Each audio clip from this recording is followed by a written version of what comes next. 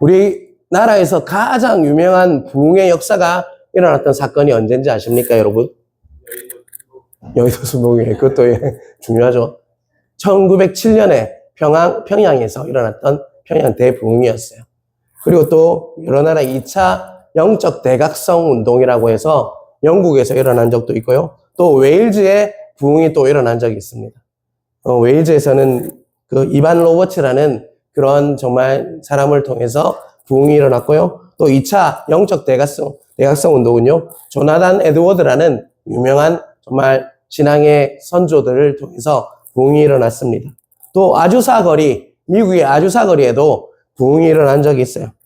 윌리엄 세이모어라는 그 흑인을 통해서 정말 부흥이 그런데 그 부흥이 일어났던 그 원인들을 보면요, 뭐 아주 뛰어난 사람, 이런 사람들, 약하기 사람, 그 사람들을 통해서 하나님께서 역사하기 시작하니까 정말 부흥이 일어났다는 것입니다. 그래서 교회들마다 이런 말씀을 가지고 우리가 기도하지 않습니까?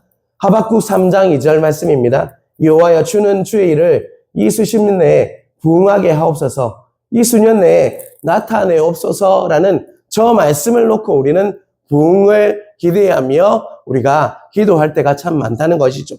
자, 여러분, 그런데 여러분, 부흥이라는 단어를 이렇게 생각하면 뭐에 집중을 합니까, 우리는요? 뭐에 집중을 해요, 여러분? 수에 집중을 하죠, 수에. 사람이 엄청나게 늘어나는 것.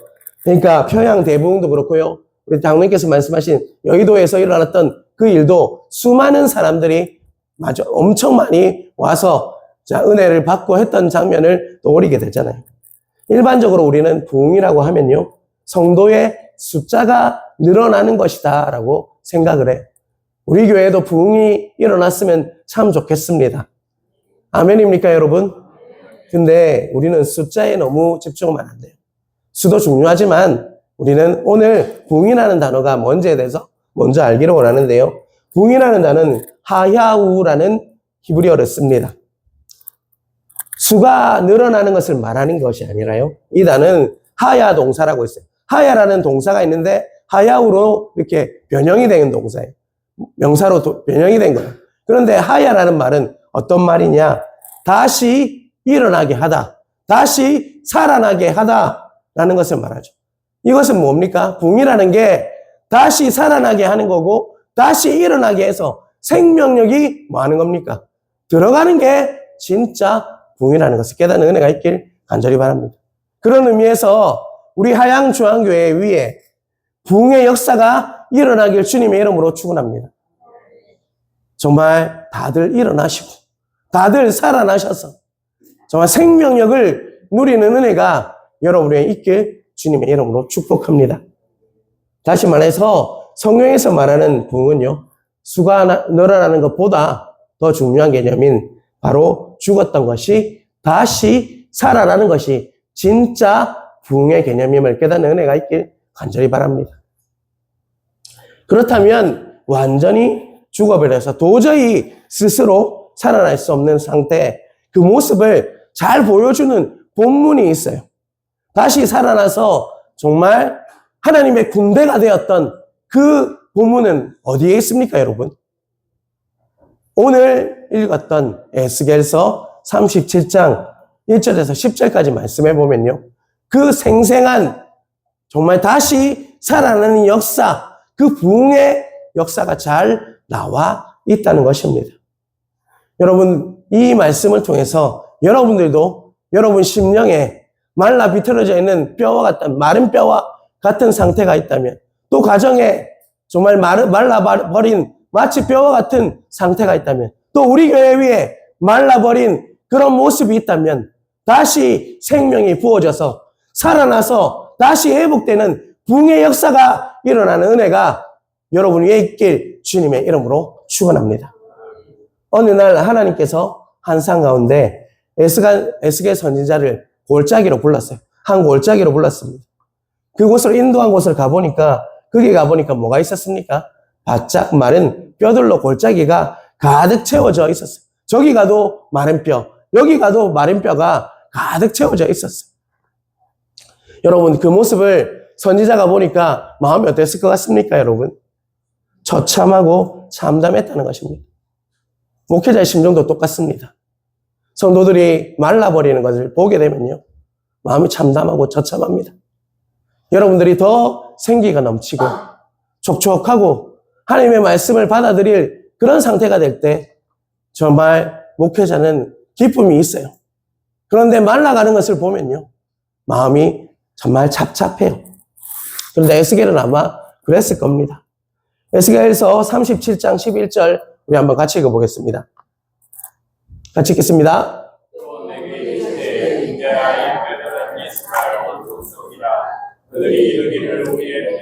말랐고 우리의 소망이 없어졌으니 우리는 다 말절되었다 하느니라. 11절에 보면요, 그 말라 비틀어진 그 하얀 뼈들이 뭐라고 얘기하고 있습니까?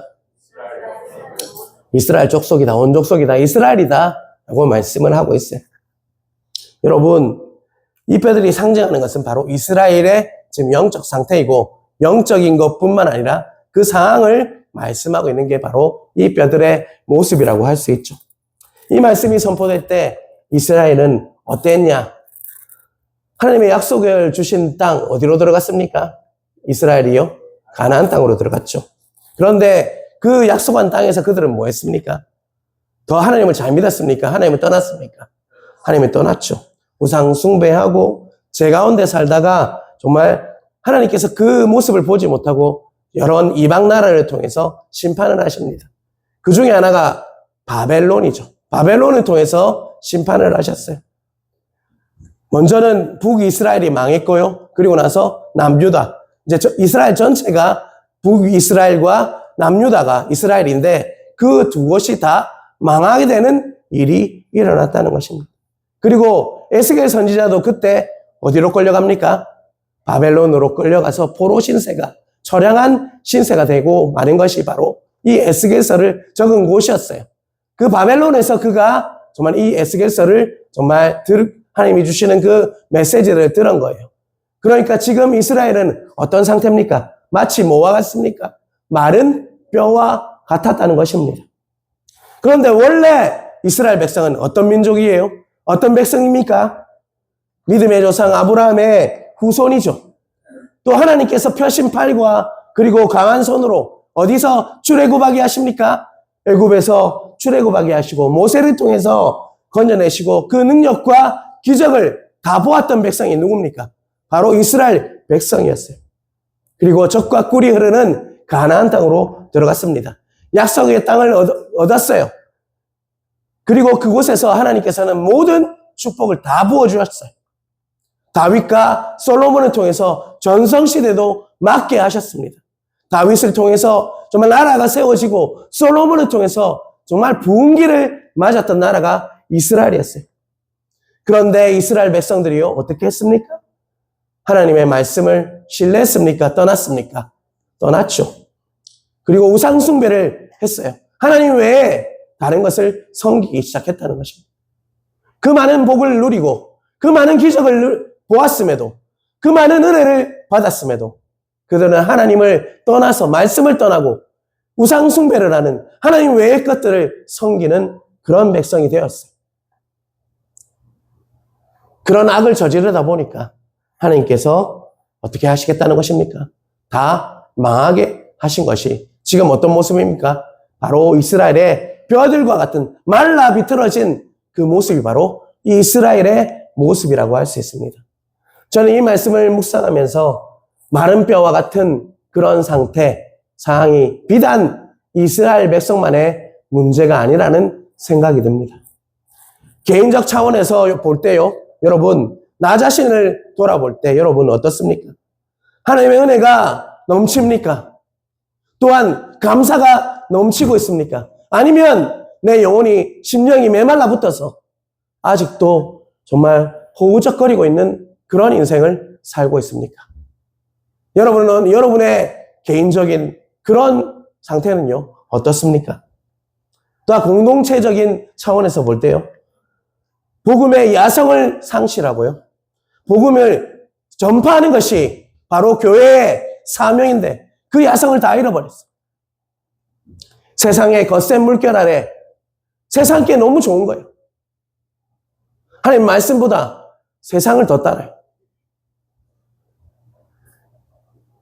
그래서 무력화된 한국 교회의 모습, 그리고 각 가정들, 이 모습이 바로 우리의 상태가 아니겠습니까, 여러분? 지구적으로 한번 볼까요? 지구는 온난화 얼마나 덥습니까?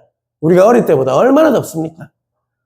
전쟁과 기근과 자연재해와 종말론적인 위기 속에서 소망을 잃고 마약과 정말 음란함과 모든 것들로 가득 차 있는 그 모습이 바로 이 마른 뼈와 마른 뼈가 가득 쌓여 있는 그 골짜기 모습이 바로 우리의 모습이 아닐까요, 여러분? 마치 뼈만이 앙상이 남아있는 이 골짜기와 같은 것이 바로 우리와 같다라는 마음이 들었어요. 그런데 4절, 6절 우리 한번 큰 목소리로 같이 읽겠습니다. 4절에서 6절입니다. 또 내게 이르시되 너는 이 모든 뼈에게 대언하여 이르기를 너희 마른 뼈들아 여호와의 말씀을 들을지어다. 주 여호와께서 이 뼈들에게 이같이 말씀하시기를 내가 생기를 너희에게 들어가게 하리니 너희가 살아나니라. 너희 위에 힘줄을 두고 살을 입히고 가죽을 덮고 너희 속에 생기를 넣으리니 너희가 살아나니라. 또 내가 여호와인 줄을 너희가 알리라 하셨다. 자, 여러분, 하나님께서는 4절에서 6절까지 말씀을 보면서 뭐라고 말씀하십니까? 너희들 다 버렸다. 이제 끝났다, 너희들. 너희는 끝났다. 소망이 없다. 내가 포기한다, 너희들. 이렇게 말씀하셨습니까? 아니면 내가 다시 일으킬 거다. 내가 너희들을 살릴 것이다. 그렇게 말씀하십니까? 뭐라고 말씀하십니까, 여러분? 여러분, 이 말씀은 여러분의 말씀으로 받으시는 은혜가 있길 주님의 이름으로 축원합니다. 하나님께서는 결코 우리를 버리지 않으십니다. 그것을 믿으십니까, 여러분? 결코 포기하지 않으십니다. 하나님은 우리를 내버려 두시지 않으시는 분이십니다. 우리가 바로 갈 수 있도록 채찍을 들어서라도 우리가 정말 바른 길로 갈 수 있도록 우리를 살리시는 생명의 하나님이심을 믿으시는 은혜가 있길 주님의 이름으로 축원합니다. 말씀을 믿으십시오. 상황을 에스겔 골짜기와 같은 그 상황을 보면요, 포기하고 싶어요. 하지만 우리는 이 말씀을, 하나님의 말씀을 믿으심으로 하나님께서 주시는 소망을 가지시는 은혜가 여러분의 있길 주님의 이름으로 축원합니다. 너희를 일으키실 거다. 내가 살려내리라 하신 이 말씀이 우리 안에 살아서 우리 교회 위에 살아 움직여서 역사가 되길 주님의 이름으로 축원합니다. 자, 여러분, 그렇다면 하나님께서는 어떻게 우리를 살려내실지 우리는 두 단계를 통해서 우리가 보기를 원합니다.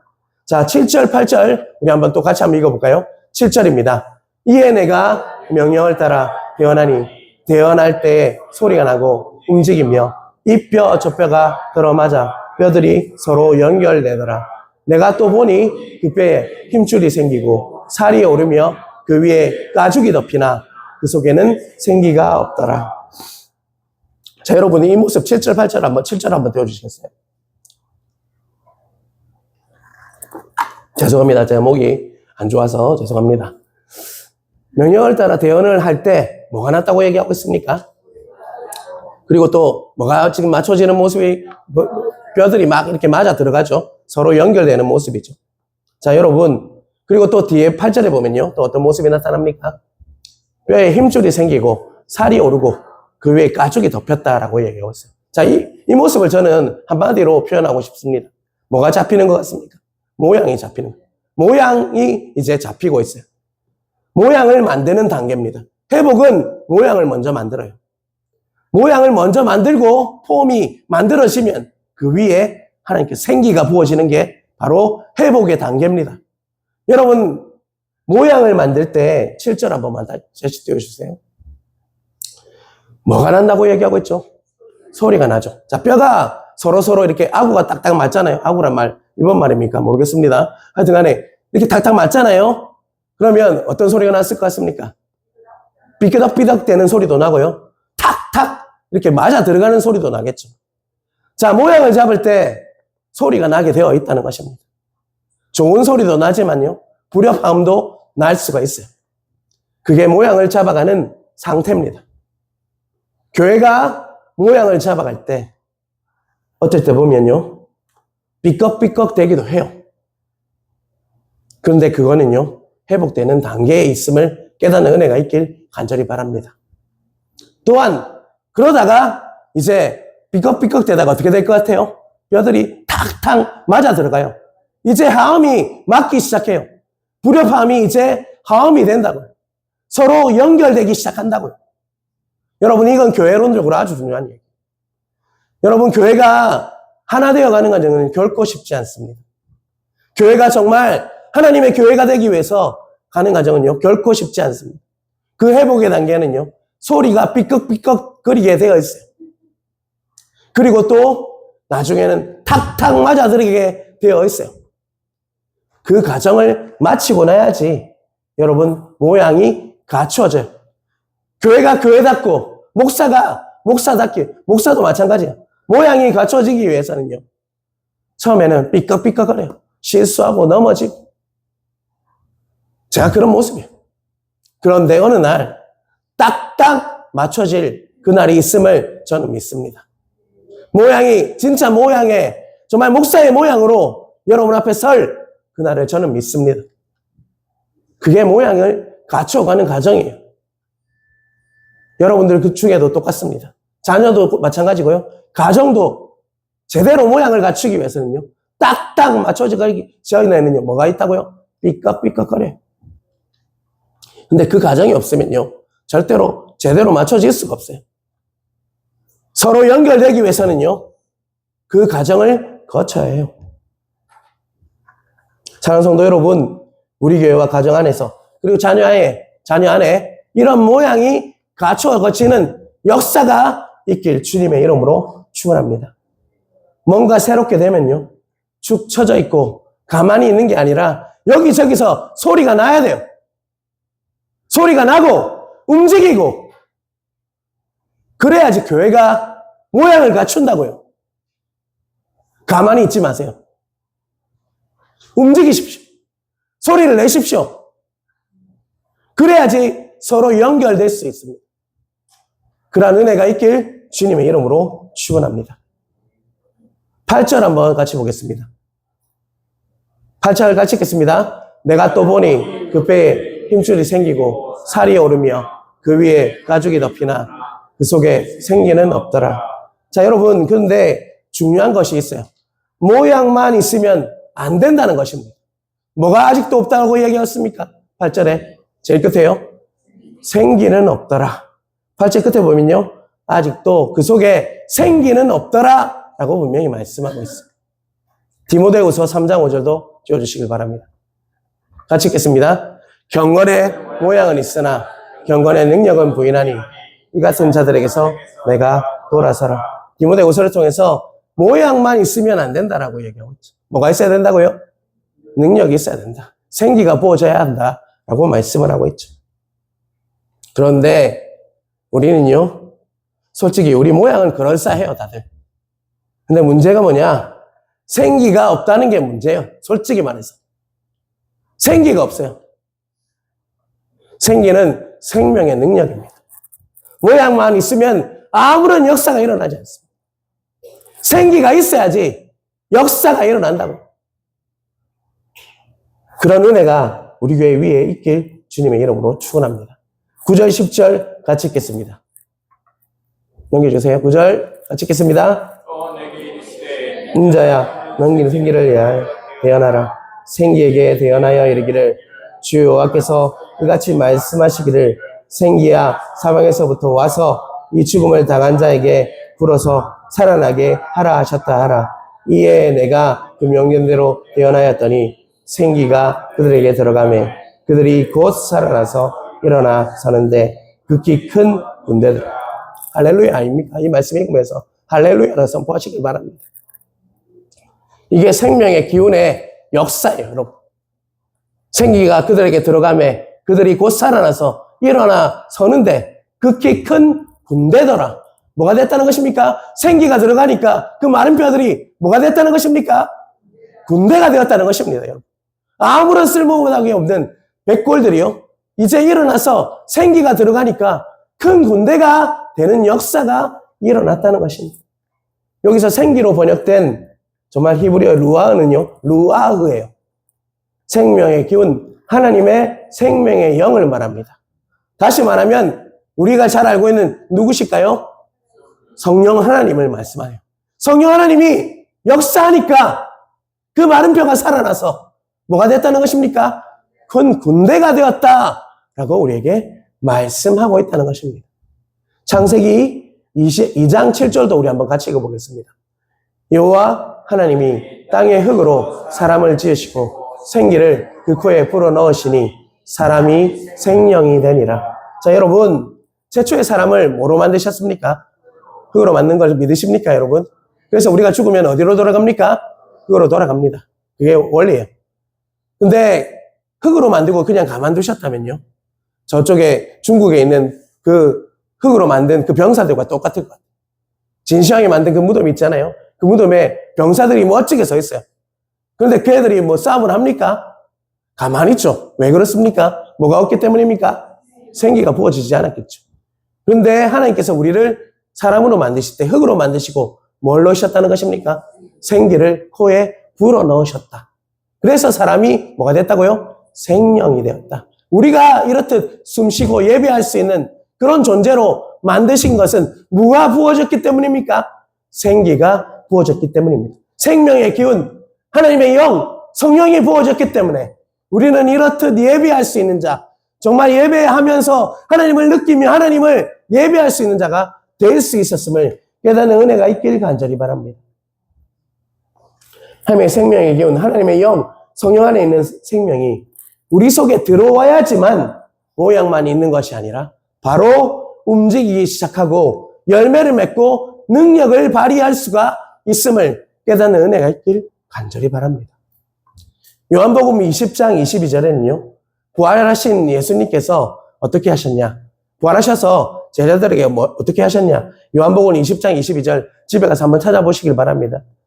숨을 내쉬며 이렇게 얘기하고 있어요. 그리고 뭘 이야기하냐? 성령을 받으라 라고 제자들에게 말씀했어요. 뭐라고요? 예수님께서 숨을 내쉬면서 내페시 하시면서 숨을 내쉬면서 뭐라고요? 성령을 받으라 제자들에게 부활하신 후에 말씀하셨다는 것입니다. 이 사건도 맥락이 같습니다, 여러분. 우리가 모양만 그럴싸하다고 그의 그리스도인이 아니에요. 우리 안에는 뭐가 있어야 합니까? 생기가 부어져야 한다는 것이죠. 성령의 사람이 되어야 하고요. 성령으로 인쳐서 성령님이 인도하신 대로 살아야지만 우리가 진짜 하나님의 군대, 크리스찬의 모습으로 살아갈 수 있어요. 하나님의 군대가 되면요, 세상을 이길 수가 있어요. 그런데 우리는 자꾸 지잖아요. 죄에 지잖아요. 성령을 의지해야 합니다. 성령님을 의지하시고 성령님께서 내 안에 임하셔서 성령 충만할 것을 강구해야 한다는 것입니다. 그럴 때 우리는 하나님의 군대로 설 수가 있다는 것입니다. 사랑하는 성도 여러분, 하나님의 생명의 영이 우리의 심령과 가정과 우리 교회 위에 충만하길 주님의 이름으로 축원합니다.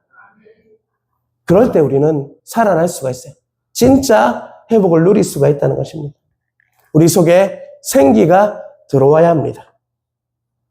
그 생기가 들어오시기만 하면요, 우리가 다시 살아나서 마른 뼈와 같을지라도, 내 상태가 마른 뼈와 같을지라도 하나님의 군대가 될 줄 믿습니다, 여러분. 그러한 역사가 있어야 돼요. 여러분, 이 말씀을 들을 때도 제발 생기를 좀 차리시고 들으세요, 여러분. 마른 뼈와 같이 있지 마시고요. 생기가 부어져야 돼요, 여러분. 반응도 안 하시고. 그런데 꼭 놓치지 말아야 할 포인트가 하나 있습니다. 그 생기는 어느 때 부어졌습니까? 10절 한번 띄워주시겠어요? 10절 같이 읽겠습니다. 이에 내가 그 명령대로 대언하였더니 생기가 그들에게 들어가매 그들이 곧 살아나서 일어나 서는데 그니 생기가 어떨 때 부어졌습니까? 내가라고 하는 사람이 누굴까요? 에스겔이요. 에스겔이 뭘 했습니까? 말씀을 선포했죠. 명령대로라고 하는 말은 빼고 세고 한 거 아니에요. 가감 없이 말씀을 하나님께서 말씀하신 대로 가감 없이 더하고 붙이지 않았어요. 하나님의 말씀대로 그는 말씀을 선포했어요. 그랬을 때 뭐가 들어갔다고 얘기합니까? 생기가 그들에게 들어갔다. 에스겔이 하나님의 말씀을 대언하고 그대로 전했을 때 더하거나 붙이지 않았어요. 자신의 생각을 넣지 않았어요. 하나님의 말씀을 대언하니까 생기가 들어갔더라. 그런 은혜가 우리 교회 위에 임하길 주님의 이름으로 축원합니다. 목사는 하나님의 말씀을 가감없이 전해야 하고 성도는 그 말씀을 하나님의 말씀으로 뭐 해야 될 것 같습니까? 받아야 해요. 여러분, 내가 말씀을 전하고 있는데 여러분이 이거는 그냥 좋은 말씀이네, 교훈 정도로 여기면요, 그거는 역사가 일어나지 않습니다. 목사님이 저 말씀을 하시니까 순종해야 되겠다. 몰라, 목사님의 입을 통해서 전해지지만 이거는 하나님의 말씀이야라고 받아들이는 사람, 순종하는 사람에게는 뭐가 일어난다는 것입니까? 바로 역사가 일어나는, 큰 군대가 되는 역사가 일어난다는 거예요. 그런데 저거는 그냥 좋은 소리 하네 정도로 받아들이면요, 그 아무 유익도 없어요. 여러분, 이 자리에 나오셨다면 말씀을 하나님의 말씀으로 받으시는 은혜가 있길 주님의 이름으로 축원합니다. 여러분, 그걸 누리셔야 돼요. 여러분, 그래야지 내가 변화되고 가정이 변화되고 우리 교회가 변합니다. 말씀을 하나님의 말씀으로 여기지 않으니까 변하지 않는 거예요. 왜 내가 변하지 않을까? 그거는요, 말씀을 받되 그걸 하나님의 말씀으로 받지 않기 때문입니다. 여러분, 그 말씀을 하나님의 말씀으로 받으셔서 생기가 부어지는 역사가 있길 주님의 이름으로 축원합니다. 그래서 하나님의 군대가 되시는 역사, 하나님의 군대라는 것은요, 하나님을 알고 사는 사람이에요. 하나님의 뜻을 알고 사는 사람이에요. 그런 역사가 여러분에게 부어져야 되지 않겠습니까? 그냥 그대로 그냥저냥 사는 인생이 아니라 정말 하나님의 뜻을, 정말 높으신 그 뜻을, 그분께 영광을 드릴 수 있는 삶을 사는 게 우리의 삶이 되어야 되지 않겠습니까? 하나님이 영화롭게 사는 거, 그게 우리의 최고의 목적이에요, 여러분. 그런 삶을 사시는 여러분 성도를 보면 목사도 얼마나 기쁘겠습니까, 여러분? 그런 은혜가 여러분의 있길 간절히 바랍니다. 사랑하는 성도 여러분, 지금 여러분 삶이, 그리고 우리 가정이요, 마치 골짜기 버려진 마른 벼처럼 바싹 말라 보일지라도요, 결코 절망하지 마시길 바랍니다. 하나님은 버려진 뼈를요, 보며 끝났다라고 말씀하시고, 포기했다, 이제 너는 끝이다라고 말씀하시는 하나님이 아니심을 깨닫는 은혜가 있길 간절히 바랍니다. 오히려 내가 다시 살리리라 라고 말씀하시는 하나님을 믿으시는 은혜가 있길 간절히 바랍니다. 이번 한 주 내 상황, 그리고 내 모든 것을 바라보면서 마른 뼈와 같은 내 상태를 바라보며 절망할 것이 아니라 정말 절망하고 탄식하기보다 무엇을 가져야 될 것 같습니까? 하나님이 주신 이 말씀을 들음으로 소망을 가지고 정말 명령하는 대로 하나님의 말씀을 말씀으로 받아들이고 생기가 부어져서 하나님의 군대로 사시는 역사가 우리 모두에게 일어나야 되지 않겠습니까? 얼마나 힘듭니까, 사는 게. 하지만 포기하지 마십시오. 왜냐하면 하나님은 여러분을 절대로 포기하지 않으시는 하나님 아버지 되시기 때문입니다. 그분께서 약속하십니다. 너희들을 살리리라. 너희들을 일으키리라. 너희에게 생기를 부어주리라. 너희들을 하나님의 군대로 삼을 것이다 라고 약속하시는 이 말씀을 믿으심으로 여러분 이번 한 주도 정말 소망을 가지시고 승리하시는 은혜가 여러분의 있길 주님의 이름으로 축원합니다.